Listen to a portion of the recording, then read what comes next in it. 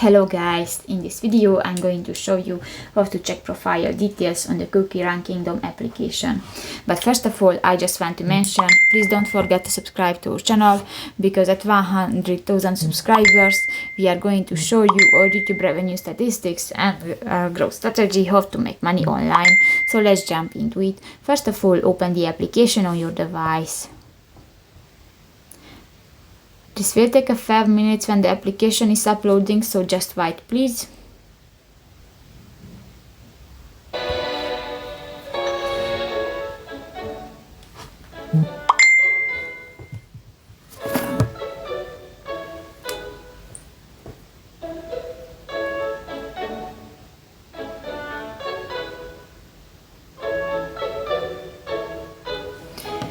This is the home screen, and go to the profile icon at the upper left corner of the screen. That's my profile. You can check your kingdom life, your adventure, and your level and other modes. You can edit the background, the sticker, and the pose. For example, select the fort. Oh, I can't use. My cookie is not grown yet.